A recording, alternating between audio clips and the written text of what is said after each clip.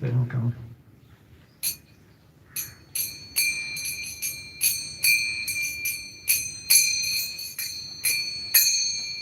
Jaya Radha Madhava Kunda Bihari Radha Madhava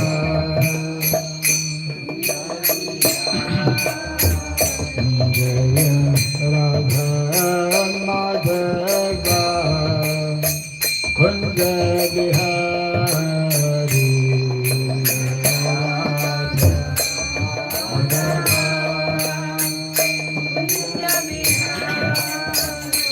Jaya Gopi Jana Vallabha Girivaradhari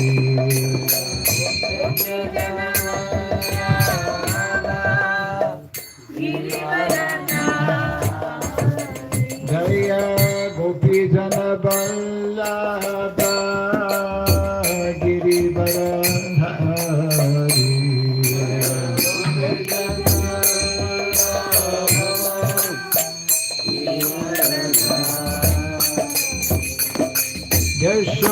Yashodanandana Vrajadana Randana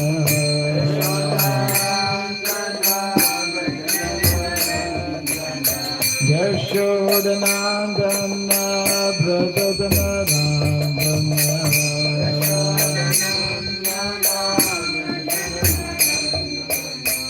Jamuna Tira Vanamchari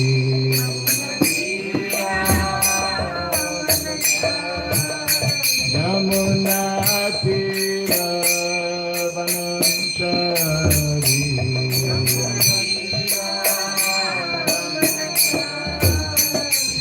Jaya Radha Madhava Kunja Bihari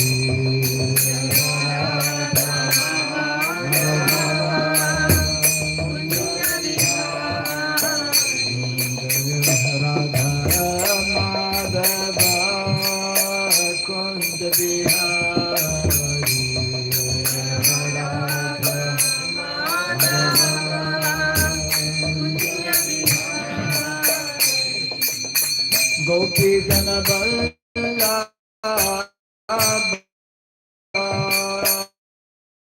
Girivaradhari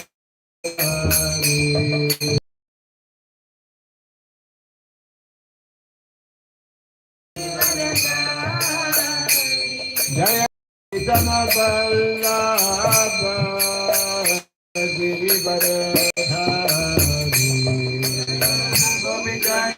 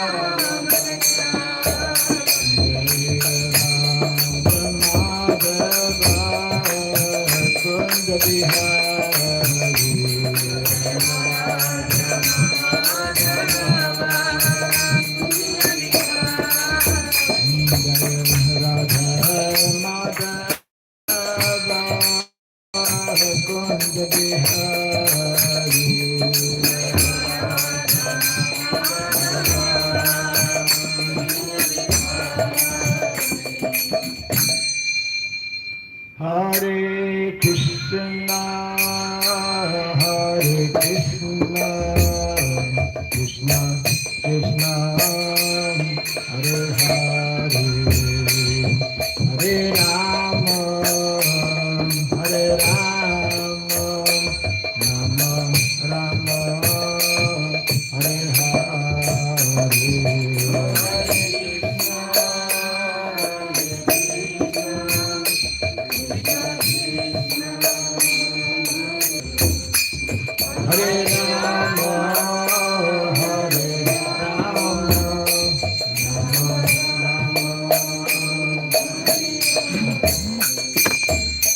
Krishna, Hare Krishna, Krishna Krishna, Hare Hare, Hare Rama, Hare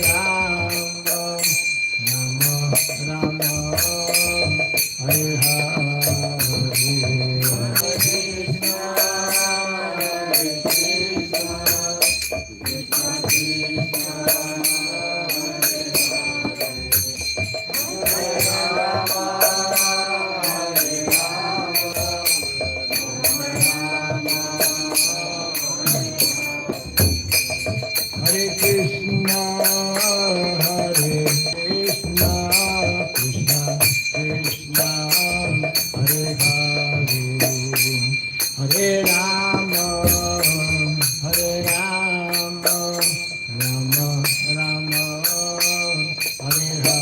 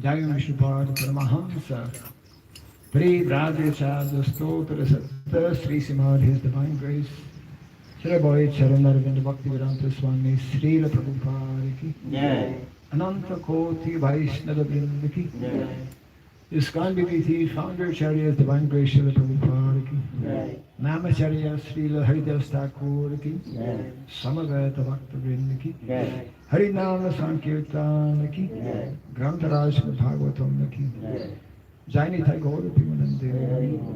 All glories to the assembled devotees. All glories to the assembled devotees. All glories to the assembled devotees. All glories to Sri Guru, to Sri Gauranga. All glories to Sri Prabhupada.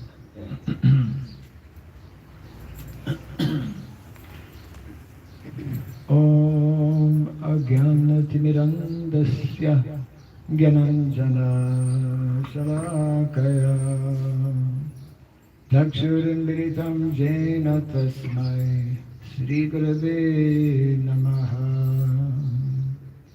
Sri Chaitanya Manobhistam Stapitam Jena Bhutale Swayam Rupa Kadamahyam Dadati Swapadantikam Bandeham Sri Guru Sri Juta Padakamalam Sri Gurun Vaishnavamscha Sri Rupam Sagrajatam Sahagana Raghunatam Vitam Tvam Sajivam Sadvaitam Savadhutam Parijana Sahitam Krishna Chaitanya Devam Sri Radha Krishna Padam Sahagana Lalita Sri Vishakanvitam Scha Hey Krishna Karuna Sindhu Dinabandhu Jagatpate Gopesha Gopika Kanta Radha Kanta Namostute Tapta Kancana Gaurangi Radhe Vrindavaneshwari Vrishabhanu Suti Devi Pranamami Hari Priye Vanchakalpa Tarubhyascha Kripa Sindhu Vyaevacha Patitanam Pavanebhyo Vaishnavebhyo Namo Namaha Narayanam Namaskritya Naram Chaiva Narottamam Devim Saraswatim Vyasam Tato Jayamudirayat. Before reciting this Srimad Bhagavatam, which is our very means of conquest, let us first offer our respectful obeisances unto Narayana, the Supreme Personality of Godhead, unto Narayana Rishi, the supermost human being, unto Mother Saraswati, the goddess of learning, and unto Srila Vyasadeva, the author. Nasta Prayasha Badreshu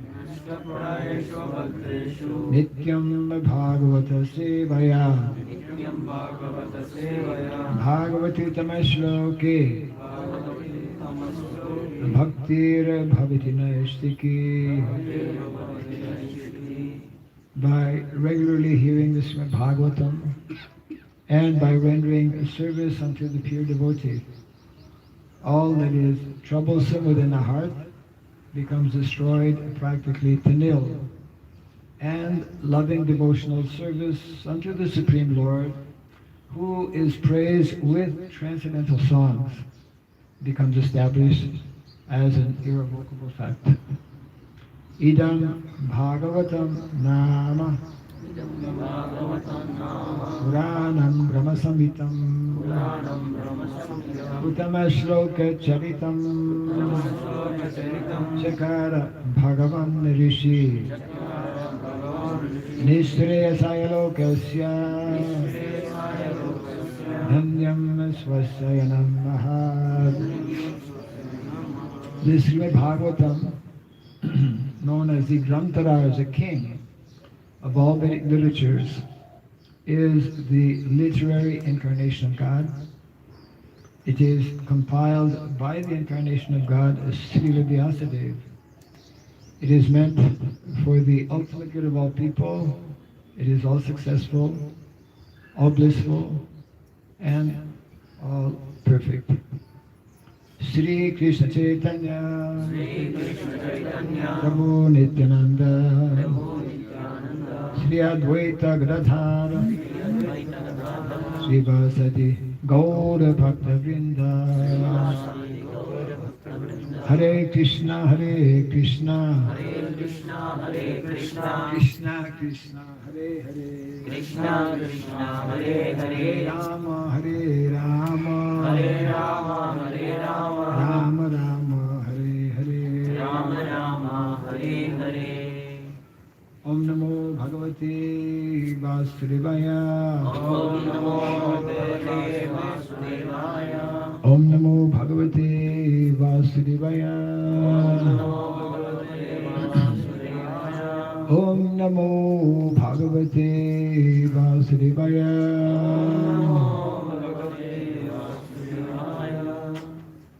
Om Surabhyaya Namaha. Om Surabhyaya Namaha. Om Surabhyaya Namaha.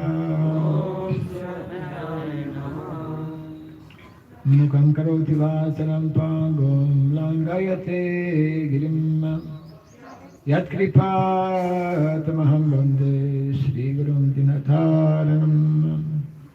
Yat kripatamaham vande Shri Gurum Dinataram. Hare Krishna. Welcome to our morning Bhagavatam class. Here in Krishnanagar. This place is known as Krishnanagar, actually. So we are reading from the 6th canto of the Srimad Bhagavatam. We have just begun a few days ago the first chapter of the 6th canto, entitled The History of Ajamil. And we have this written on the board, huh? What verse? 7. 7, huh? 6 or 7? 7, huh? Okay. That's fine. So, text number 7. Sri Shika Uvacha Na Ched Ihaiva Pachitim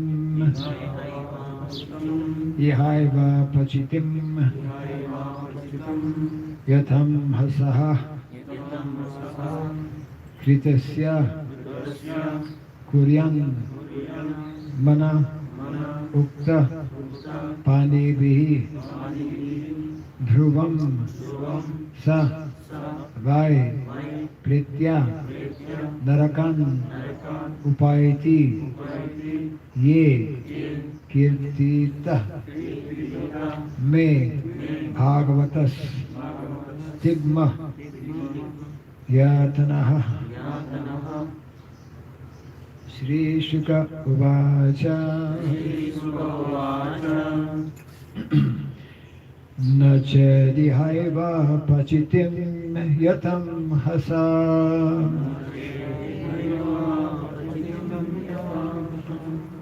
Nachedihaiva Pachitim Yatam Hasa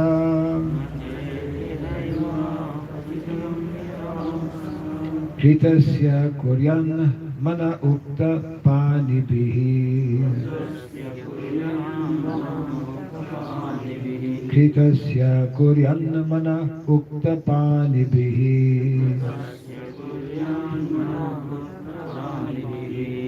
Dhruvam Savai Pritya Narakan Upaiti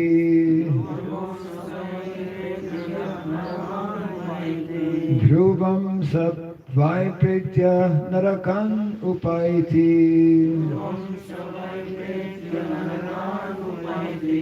Ye Kirtita Me Bhavatas Tigma Yatanaha.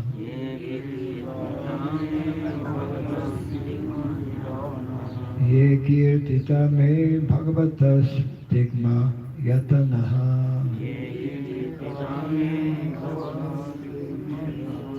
Shri Shuka Uvacha Nacha dihaiva pachitim yatam hasa Kritasya kuryan mana uktapanibihi Dhruvam savai pritya narakan upaiti Ye kirtita me bhagavatas stigma yatanaha Shri Shuka Uvacha Nacha dihaiva pachitim yatam hasa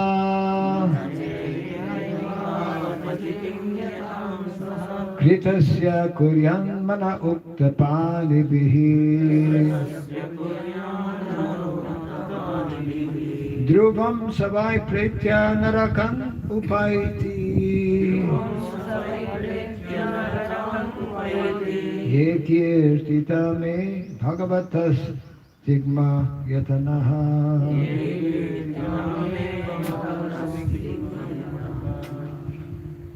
Anyone? Shri Shuka Uvacha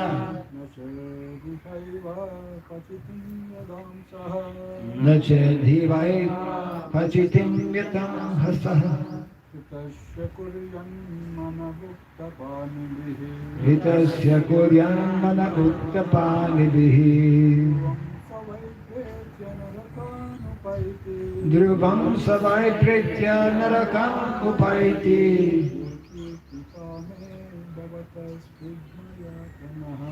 Kirti bhagavata stigma yatanaha Shri Shuka Uvacha Nacha dhivaiva pachitim yatam hasaha Hitasya kuryan mana uttapanibihi Dhruvam savai pritya narakam upaiti Ekirtita me bhagavata stigma yatanaha Shri Shuka Uvacha Nacha dhiva pachitim yatam hasa Hitasya kuryan mana uktapanibihi Dhruvam savai pritya narakan upaiti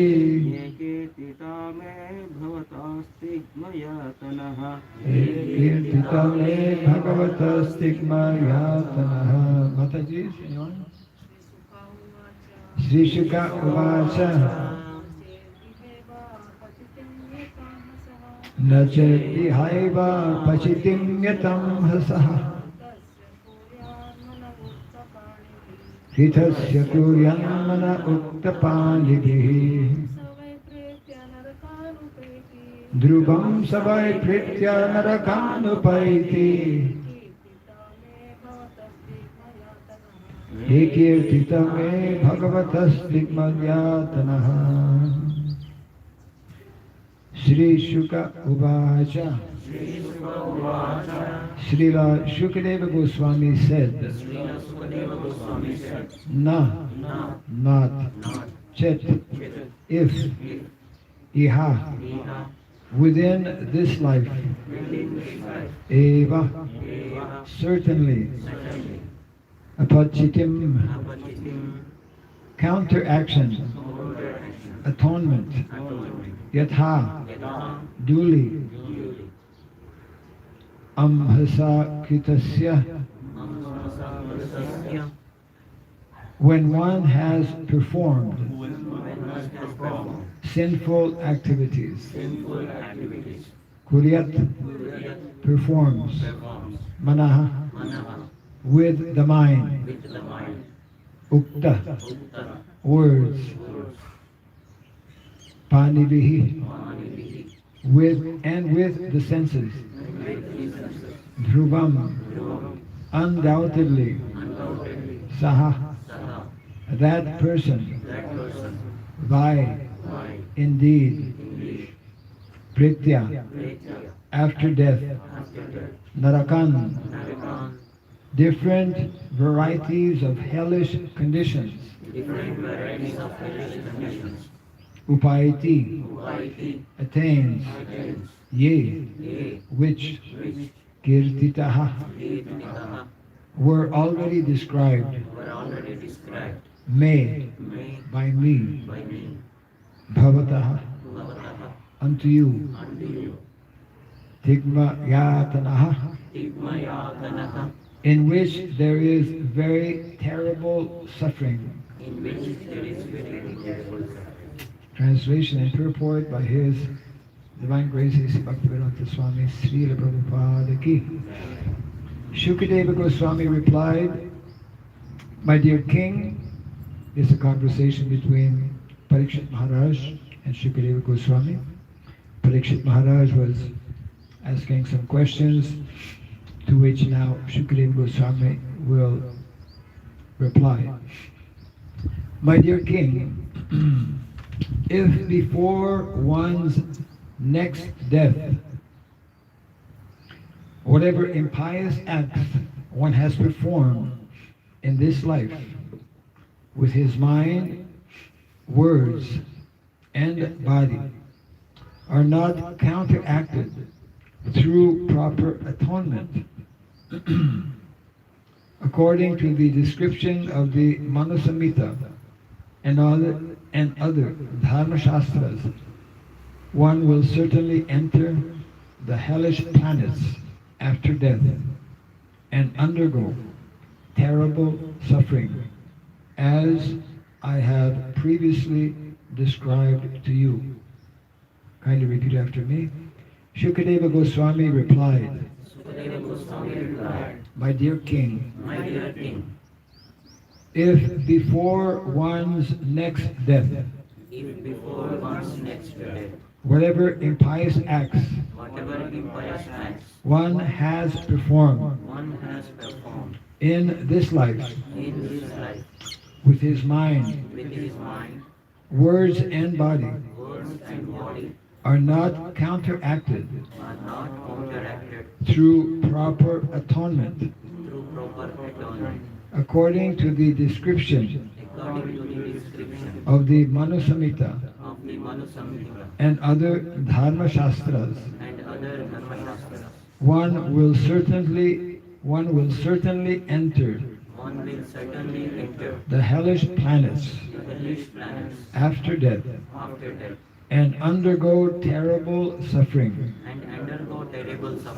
as I have previously described to you. Purport. Srila Vishwanath Chakravarti Thakur mentions that although Maharaj Parikshit was a pure devotee, Shukadeva Goswami did not immediately speak to him about the strength of devotional service. As stated in Bhagavad Gita 14:26, Mam chayo vyabhicharena bhakti yogena sevate sagunan samachityaye tanna brahma bhuyaya kalpate. Devotional service is so strong that if one fully surrenders to Krishna and takes fully to his devotional service, the reactions of his sinful life immediately stop. Elsewhere in the Gita, 1866, the Lord Krishna urges that one give up all other duties and surrender to him. And he promises, Aham tvam sarva papebhyo mokshayishyami. I shall free you from all kinds, from all sinful reactions, and give you liberation.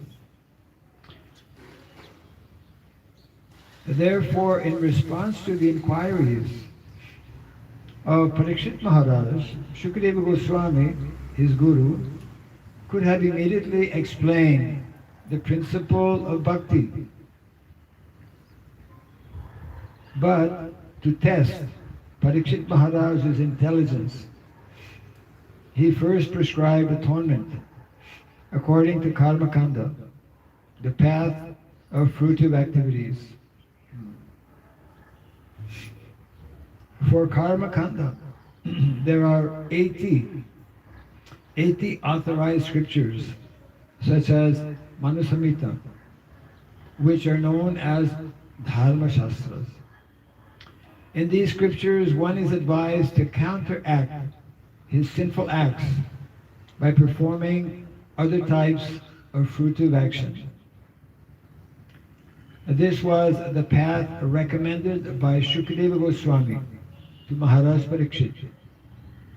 And actually, it is a fact that one who does not take to devotional service must follow the decision of these scriptures by performing pious acts to counteract his impious acts. This is known as atonement. Translation again. Shukadeva Goswami replied, "My dear king, if before one's next death, whatever impious acts one has performed in this life with his mind, words, and body are not counteracted through proper atonement, according to the description of the Manusamhita and other Dharma Shastras, one will certainly enter the hellish planets after death and undergo terrible suffering, as I have previously described to you."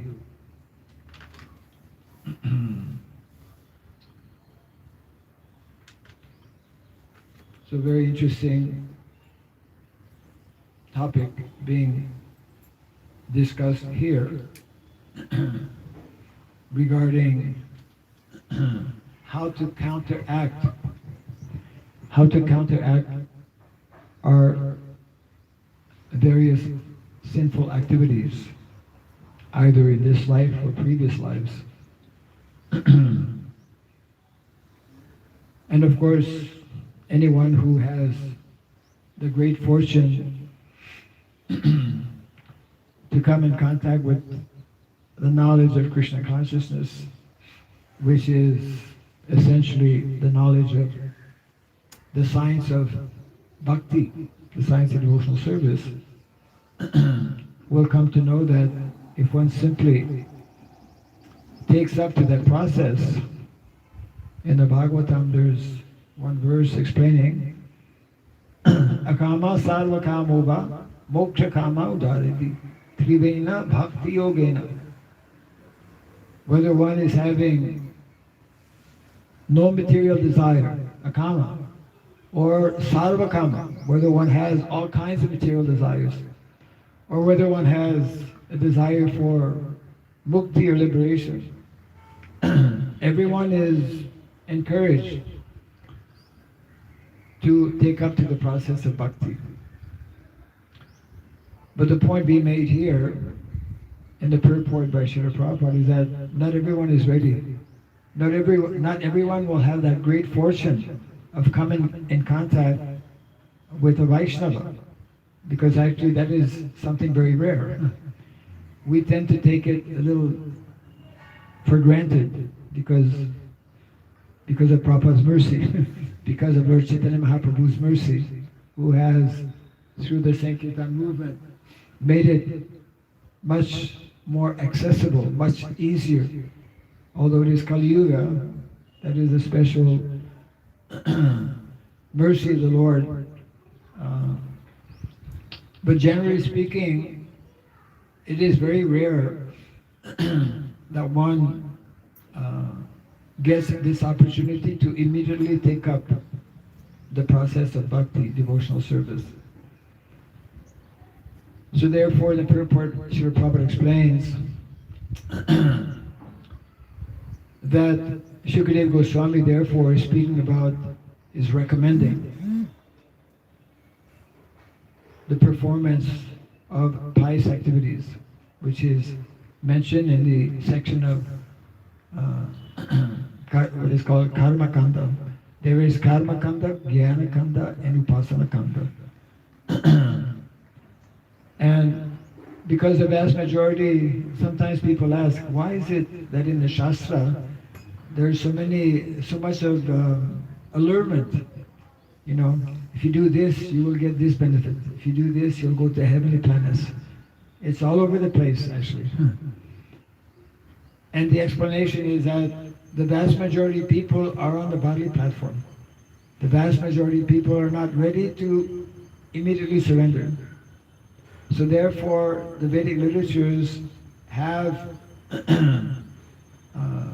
very specific guidelines or instructions given, and Srila Prabhupada makes reference to 80 such literatures that are referred to as Dharma Shastras. Dharma Shastras are actually very important. And of course, we know how big controversy in India,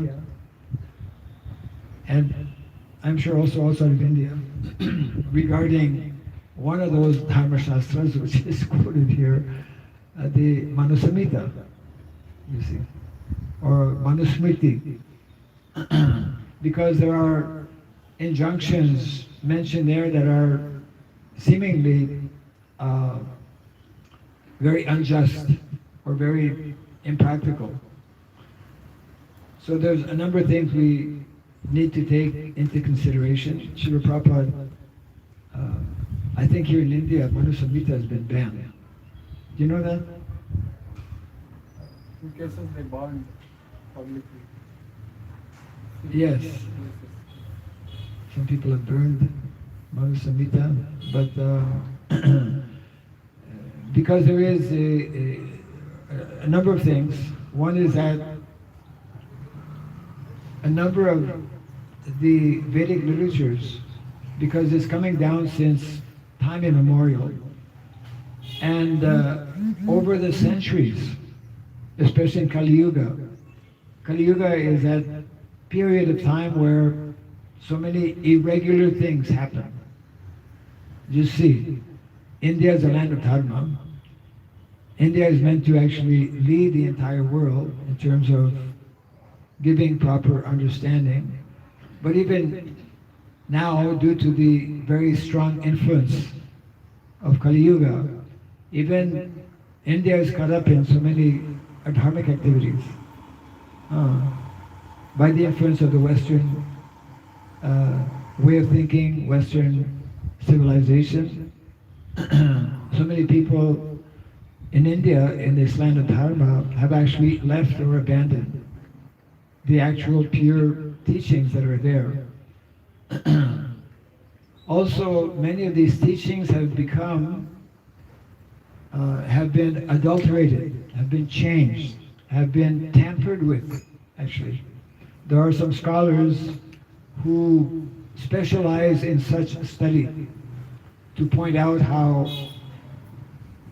various irregularities, to the point of actually questioning the validity of some of these shastras.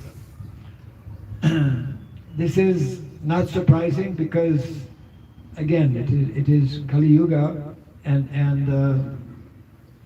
so many such things have taken place.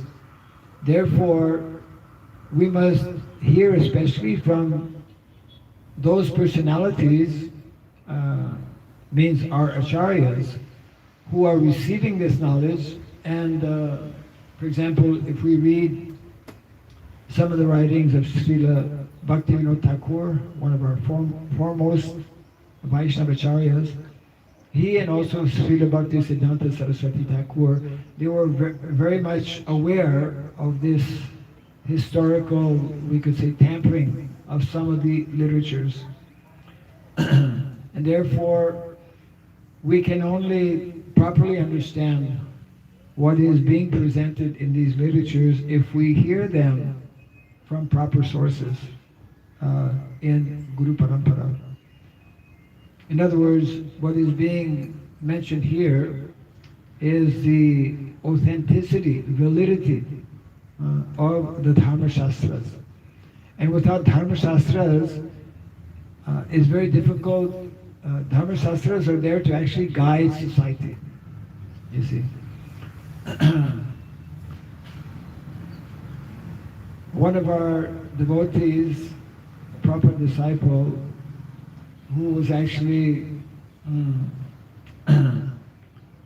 chosen to be the first director of, it was called the Srimad Bhagavat Vidyapitam.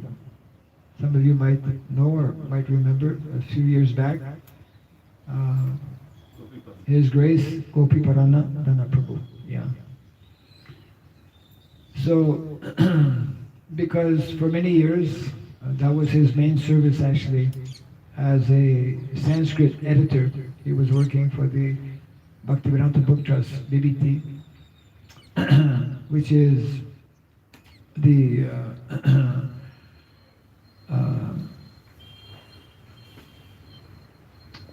the authorized, we could say, authorities for translating and publishing Srila Prabhupada's books. And there was a need to actually train up individuals who understand Sanskrit and who could therefore continue what Srila Prabhupada actually begun in terms of giving us these transcendental literatures. So he, of course, passed away some years back, but one of our devotees who was about to become his student had met him the very day he actually passed away. That was in Vrindavan, actually Govardhan. He was in Govardhan. This devotee had been corresponding with him, and that particular day in the morning he wanted to meet him. So he went from Vrindavan to Govardhan and he met Gopi Paranadana Prabhu. And he had a very interesting conversation. And then he left him, and by the time he went back to the Krishna Balam temple, Gopi Paranadana Prabhu had left his body, actually. And so he related to me his conversation with Gopi Paranadana Prabhu, and one of the things that he mentioned, because he was very much absorbed in presenting, our Vaishnava philosophy, he was adept, because of his training, in reading various of our writings by the acharyas in their original, Sanskrit form. And so he was, heading up this Srimad Bhagavatam Vidyapitam. He made the following statement, which is quite significant in the context of Dharma Shastras. And the point he was making was that because of the adulteration or the changes that have been introduced in some of these earlier writings, like the Manusamhita, for example, he was telling this devotee that actually there is a need for our devotees within ISKCON to actually write, we could say, contemporary Dharma Shastras, without, of course, changing the basic principles. This is the challenge, actually, because in our various literatures, such as Srimad Bhagavatam or Bhagavad Gita, there are directives that are given uh, to, to, to, to mankind, how we should conduct our lives, what should be our various duties and responsibilities. And sometimes devotees express that some of these recommendations that are there in the Shastra, I'll give one example. There are many examples to be given. One of them that Prabhupada very clearly explains or refers to is what is called capital punishment. Everyone understands what is capital punishment? Our boys know what is capital punishment? Who can explain what is capital punishment? Punishing in terms of getting money. You should give some money. No. Eye for eye is understanding. Somebody has done a murder. An eye for an eye and a tooth for a tooth. That's a suitable for our understanding of the capital. Capital punishment refers to if someone kills an individual intentionally, not accidentally, intentionally, premeditated. It's called premeditated murder. If one takes a life, because actually life is sacred, we're not allowed to take the life of others, we're also not allowed to take our own life. Life is sacred. So, in the Shastra, it is mentioned that if someone actually, in a premeditated way, murders someone, then actually he should be killed. I mean, by the laws of that should be it used to be, actually. But now in modern times, this law has been changed and they generally will sentence someone for life imprisonment. And he may be excused after some time also, you know. So, of course, meantime, we go on, you know, murdering, taking the life of so many other living entities in other forms, you know, animal forms, species, etc., like that. This is one example of an injunction in the Shastra, which is not meant to be changed, you see. Therefore, which is the situation today, when we introduce secularism, secular governance, which is based on what people understand, what people think. And of course, that tends to change from one individual to another, from one period of time to another, from one historical period of time to another. And therefore, we know from Shastra and from pure, let's say, logic also, that if let's say we have 10 people, and if it is left up to them to decide what to do, generally there will be 10 opinions. I mean, everyone has their own way of understanding and thinking. And therefore this approach of trying to understand whatever it may be, simply by our limited intelligence, is not the recommended way that that is especially, let's say, mentioned in the Shastra. So Dharma Shastras are actually a supplement to the basic teachings that are there in the Vedic literatures. And of course, we could say that the Puranas are also an extension. As a matter of fact, one of our foremost of acharyas, Srila Jiva Goswami, he makes this point, that although at the beginning of every creation, the Lord reveals the Vedic knowledge to Lord Brahma, isn't it? Lord Brahma receives, after performing, of course, tapasya for a long time, he receives this transcendental knowledge, Vedic knowledge. And part of that knowledge is actually, we could say, supplement to that knowledge are the Puranas, you see. Therefore, Srila Jiva Goswami makes his point that the original Vedic knowledge, Vedic literature is very difficult for us today because they're written in a different level. Sanskrit actually is such a perfect language that it has actually different levels also. One is very, I forget the actual terms, but there are different levels of Sanskrit. The original Vedas are written in a Sanskrit that for most people today is like inaccessible practically.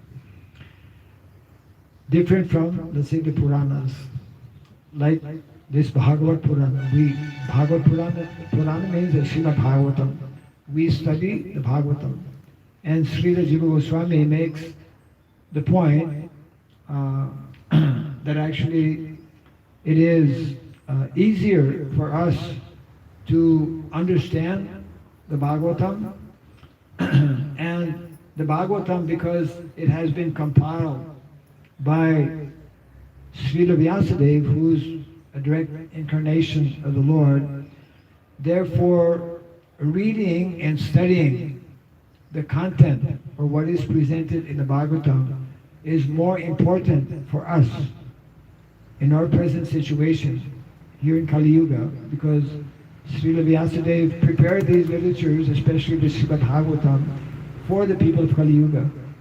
So in other words, he makes the point, he makes the case that actually the Srimad Bhagavatam is even more valuable for us in our present context or situation than the original Vedas. Because most of us, we don't even have access to the Vedas. We do have access more easily to the Srimad Bhagavatam. And we also have access to various Dharma Shastras. But the point being that they must be received in Guru Parampara by individuals who are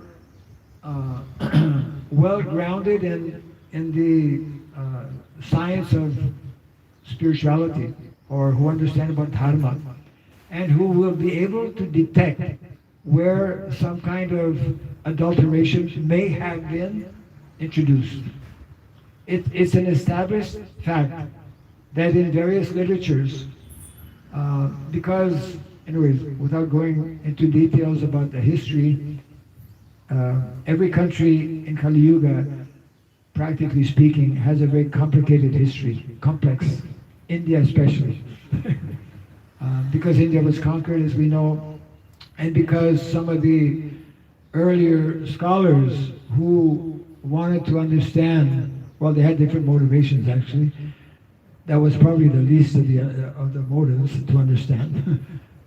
But some of the earlier scholars who took interest in the Sanskrit language, some of them actually translated these into English, for example, and there is a lot of question mark as to how this whole process was done, and how there is evidence to indicate that there were some, we could say, wrongdoing, so to speak, or malinterpretation.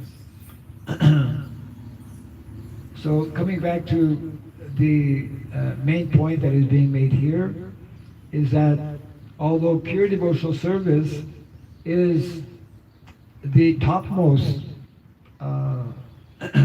process by which we can very quickly become completely freed from our sinful actions, by the karma incurred by sinful activities, because many people, because most people actually, most people don't have immediately that opportunity due to impious activity. One has to be pious to actually come in contact with pure devotional service. So because many people have not sufficiently accumulated or built up their pious credits, therefore the general population are recommended to at least follow these various injunctions that are there in the Dharma Shastras, which, although they are materially motivated, they will benefit, and that is the important point. The important point is to follow Shastra, and not simply to be on the speculative mental platform. Yeah. Many things actually in connection with this. I'll just read the verse again. If there's any comment or question, we can take that also. So this is text number 7, again, from the 6th canto of the Srimad Bhagavatam. And this chapter is entitled The History of the Life of Ajamil. Conversation between Parikshit Maharaj and Shukadeva Goswami. And this is Shukadeva Goswami replying to one of the questions of Parikshit Maharaj. My dear king, if before one's next death, whatever impious acts one has performed in this life, with his mind, words, and body, are not counteracted through proper atonement, according to the description of the Manu Samhita and other Dharma Shastras, one will certainly enter the hellish planets after death and undergo terrible suffering, as I have previously described to you. This, of course, is in reference to the last chapter, I believe, of the 5th canto. The 5th canto, as we know, the later portion is giving a very vivid description of the hellish planets. So there is, this has been described, of course, by Shukadeva Goswami, that within the 14 planetary systems that are described, then there are the lower planetary systems where the hellish planets are situated. The hellish planets are situated just above the Garbha ocean, is described. Way down there, and there's so many, 28, right, yesterday? We had missed 1 or 2. 28 major hellish planets, and those who are sinful, they will be forced, although it will be in their subtle body. Just like we can easily understand, I'll just close on this point here. We have this body, gross body. We're sitting in this gross body. And sometimes we have a headache or toothache or stomachache, whatever. We suffer because of this body. That's one kind of suffering. Adhyatmic. But we don't only suffer because of the gross body, we also suffer because of the subtle body. And although this gross body, like it mentions here, one day we have to leave this gross body, but we will still be there in our subtle body. The soul will still be entrapped within the subtle body. And it is that subtle body that is taken to the hellish planets. And there is, here it's mentioned, they're horrible, terrible. We cannot, if we read the description, as we should be reading, we should read those descriptions to get an idea of how we use the expression hellish, the hellish planets are. You see? So, this is part of the message this morning in the Bhagavatam class. We can take one or two questions if there are any. Yes, So regarding this, you said pious activities. regarding pious activities. That will help to get into devotional service steps. Yes, yes. And in most of the cases, Maharaj, even in ISKCON or outside, like they do, like annadan and money to beggars.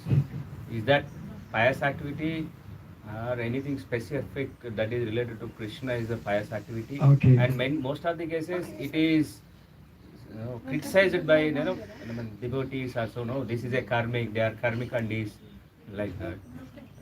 Okay, the question is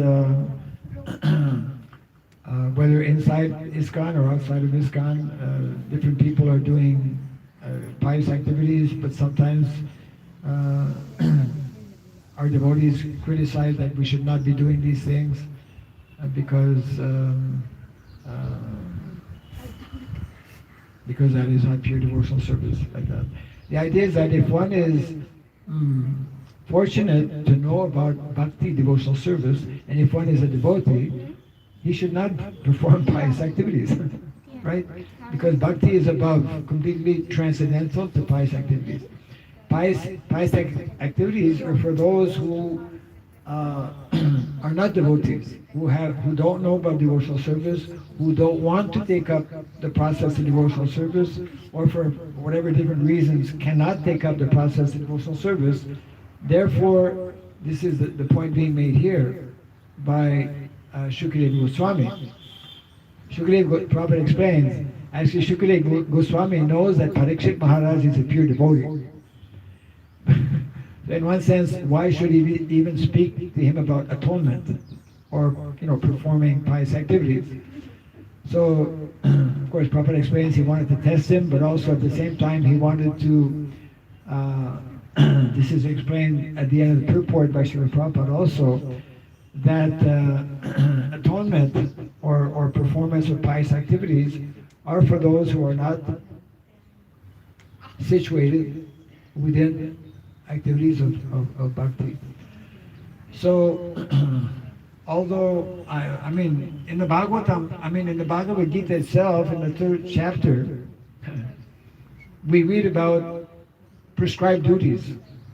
This comes up a lot. Yajna, prescribed duties. So it mentions that actually we're every day receiving so many things due to the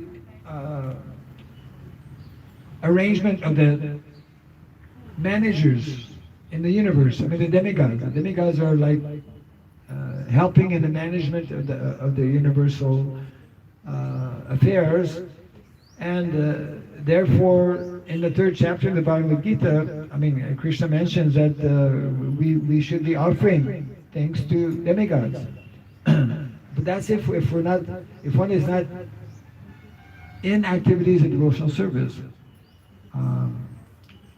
We have to understand this properly. If someone is doing bhakti, devotion, pure bhakti, then he doesn't have to separately offer to the demigods, because when we offer to Krishna, automatically it is distributed and the demigods are happy.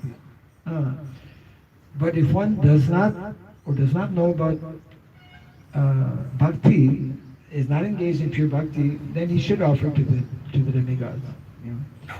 So like this, we have to understand the place for each and how to act in different situations.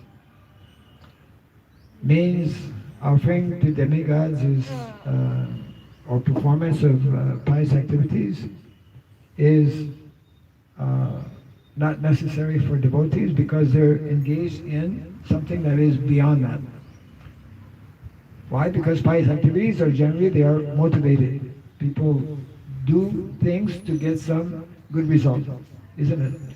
They'll offer something to the demigods so that, to Indra, so that there'll be rain.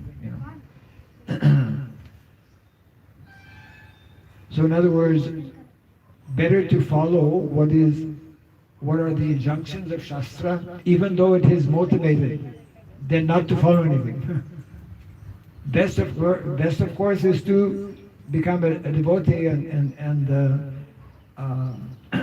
resolve the whole issue immediately. So this is connected with what Krishna explains in the Bhagavad Gita regarding karma, akarma, and vikarma. So karma means actually following the Shastra, even though it is motivated. Akarma means following the Shastra, that section of the Shastra where pure devotional service is explained. For those who are willing and able to take that up. Yeah. Yeah. No, is it the consciousness that determines his devotional service or the external activity, Maharaj? For example, in the ISKCON, somebody does Okay, is it the consciousness or the activity that determines? the devotional service, because a third person It is the consciousness.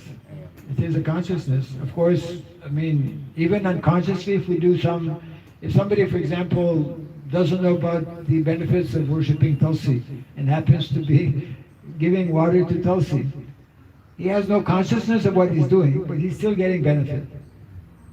Maximum benefit is being conscious of the importance of Tulsi Devi and let's say the simple process of watering.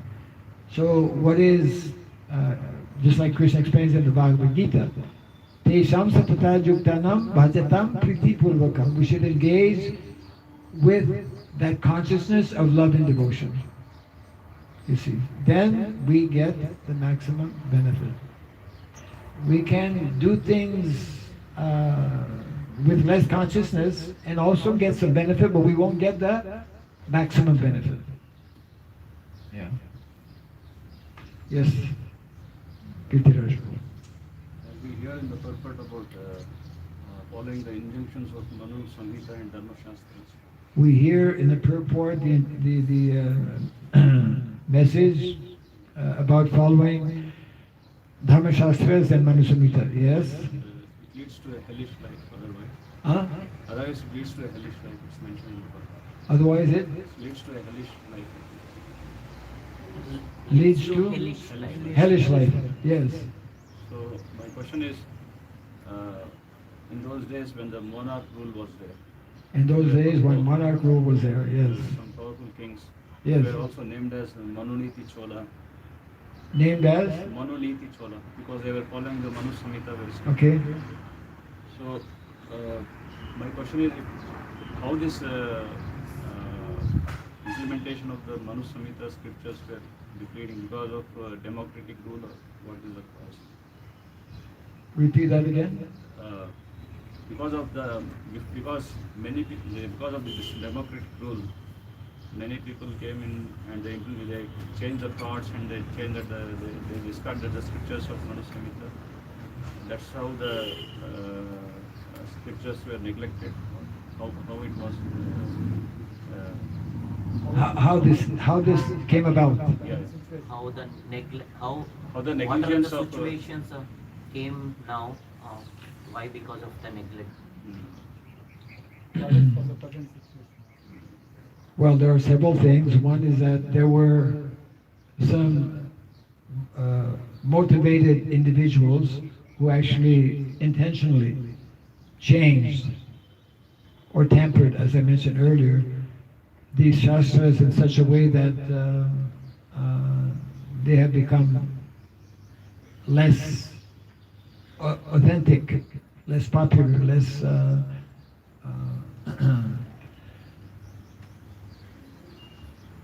of less value.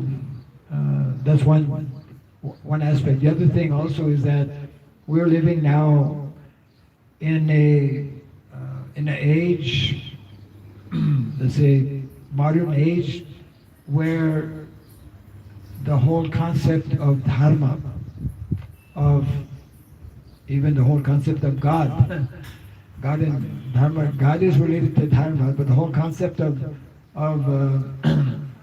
believing in God and following various injunctions that are given in the Shastras is being either questioned or being out and out rejected, isn't it?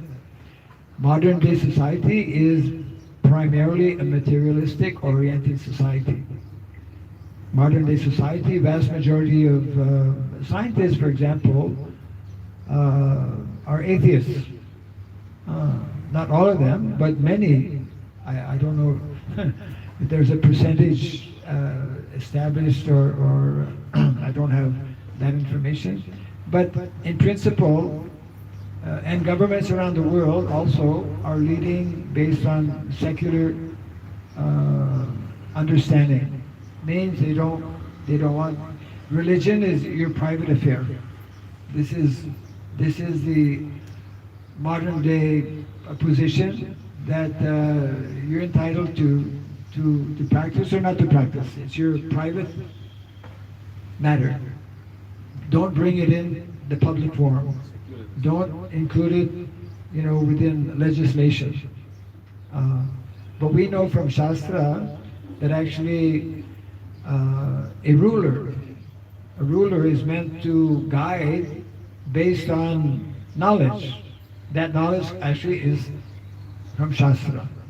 That's why our Vedic rulers, known as Kshatriyas, they were known as Rajarshi,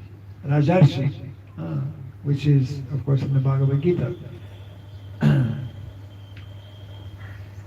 So, due to this very strong influence of materialism, therefore there is a general rejection of Shastra. And of course, because there has been tampering of various Shastra, this gives good ammunition, let's say, to people who don't want to follow Shastra. Just see, they point out different, we could say, irregularities. It's a very big subject matter, and of course a very serious one, in that the whole world now is being directed by individuals who don't follow, who don't believe to a large extent, and who don't follow Shastra. And therefore, the end result is that we have a very, we could say, very dangerous situation, very precarious situation in which the whole of humanity finds itself, where we are having major global problems on a level that is threatening the very existence of this planet and the very existence of people's lives, isn't it? So in other words, when we don't follow Shastra, we end up engaging in all kinds of activities which are detrimental to us and to others. I mean, so that falls in the category of sinful activities. Nowadays, some people don't even believe in sin. They think this is a backwards way of thinking. You can do what you want as long as you don't, as long as people are consenting, you can just do what you want. This is the modern way of doing and modern way of thinking, which is, if we look around to see what is happening in the world, we see all kinds of irregularities and all kinds of disturbances and all kinds of chaotic condition and all kinds of suffering. In the Shastra it mentions, for example, that the most important symptom to understand that there is good government is that the people are happy. Where are people happy around the world, in different countries? There's so much of revolt and revolution, and so many crimes are being committed on a daily basis. So many bad things are there, isn't it? So it is due to neglect, due to the strong influence that is there of Kali Yuga, where we are abandoning the four pillars of Dharma. It begins actually with these four pillars of Dharma. Srila Prabhupada went to the Western countries and started preaching on these principles of Dharma, that you have to introduce these four basic rules and regulations, isn't it? no meat eating, no illicit sex life, no gambling, no intoxication.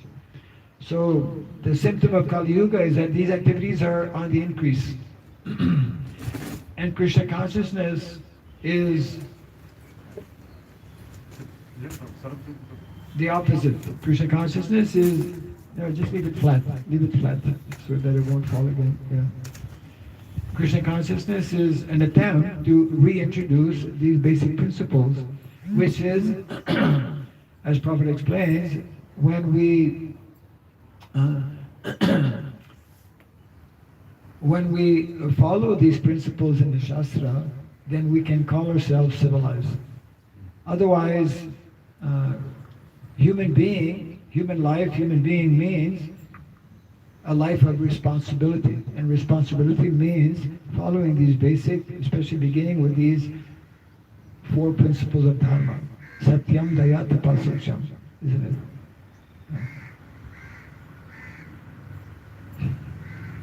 Does that address your question? Any question in the back? Yes?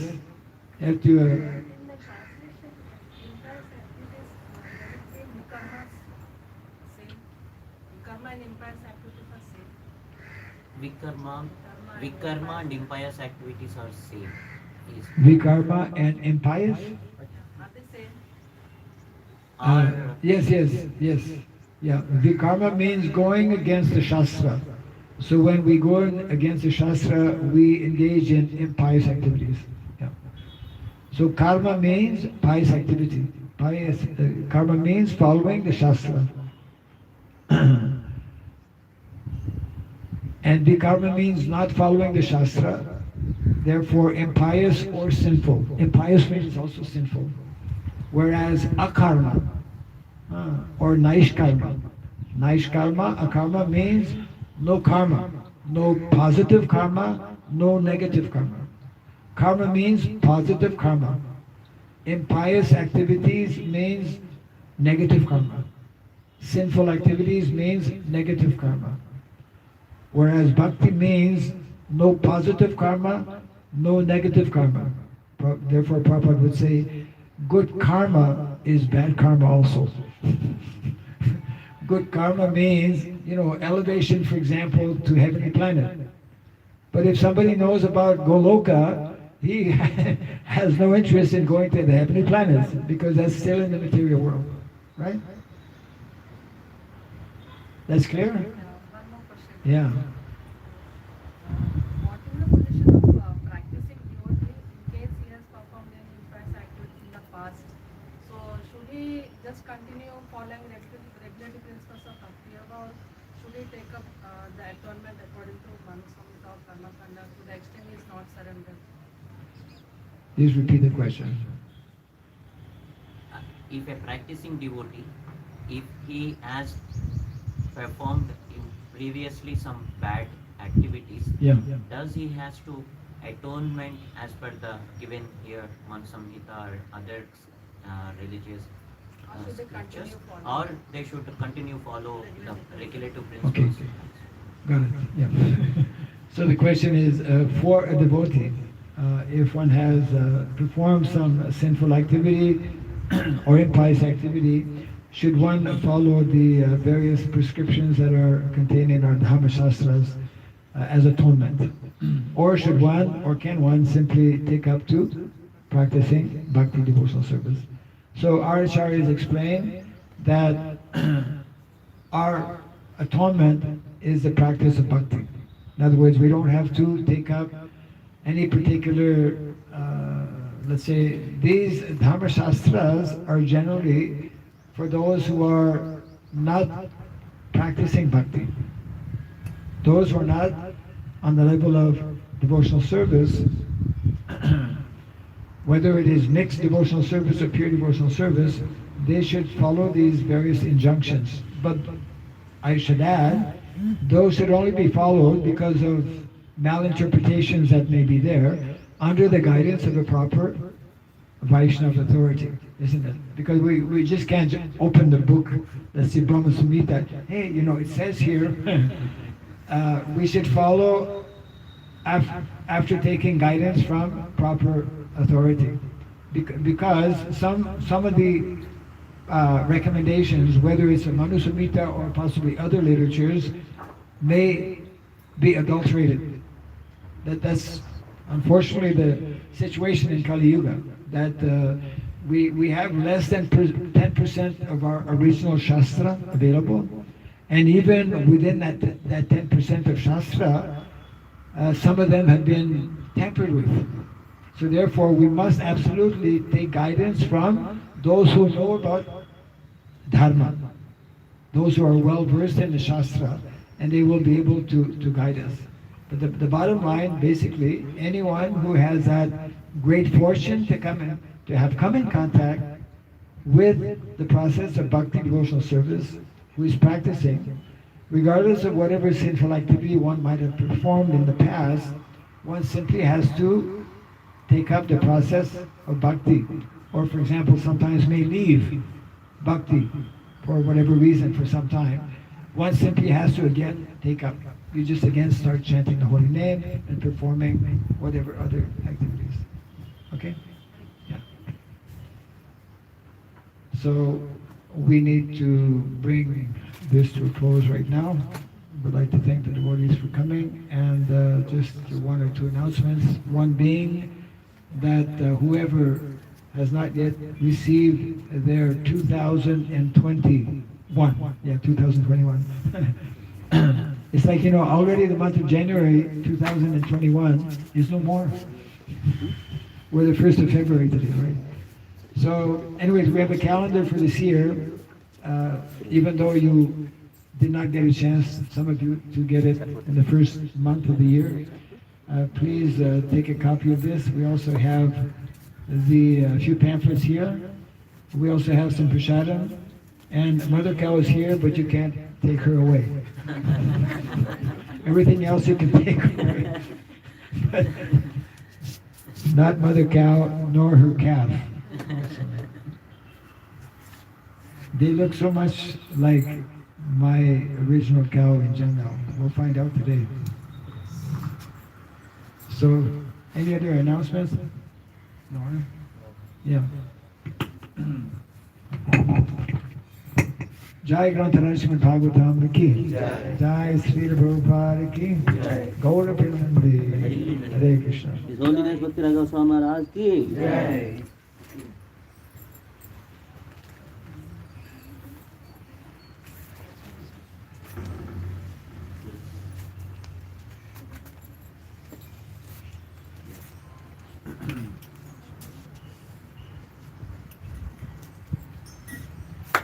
Okay, we begin with the smaller ones.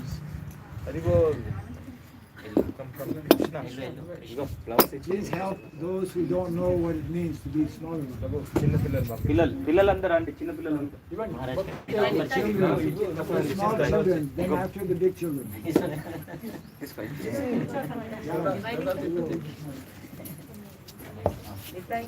ఒక నిమిషం line లో ఉండండి line గా వెళ్ళండి 1 by 1 From the park. Yeah? Okay. Loud. Hare Krishna Maharaj Hare Krishna Maharaj Very nice. Hare Krishna అంటే This is also from the park? Yes. Yes? This is from Okay, this one. Very nice. Every day, bouquet of flowers. Very nice.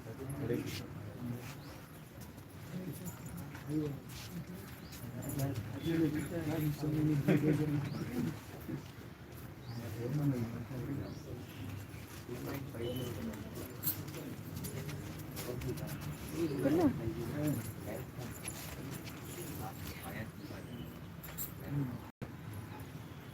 Nicely decorated.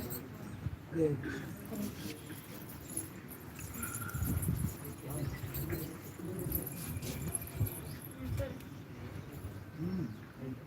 These come from the garden.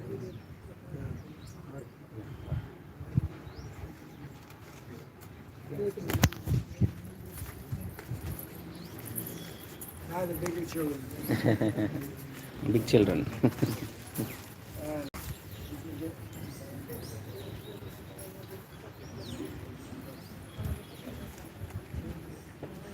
ఇది పట్టుకుంటాం ఒకసారి నడుస్తుంది. Yeah, I know.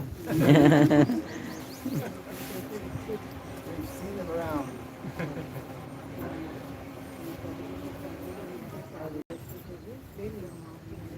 Anyways, even though you're bugging, you should bug.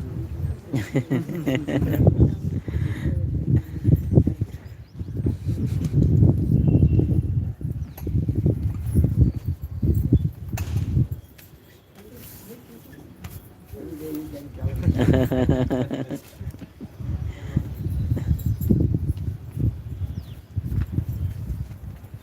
And our older children, younger children, all children of God.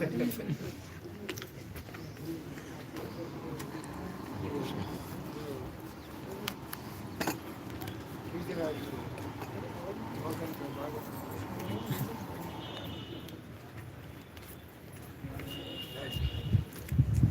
Oh, some calendars.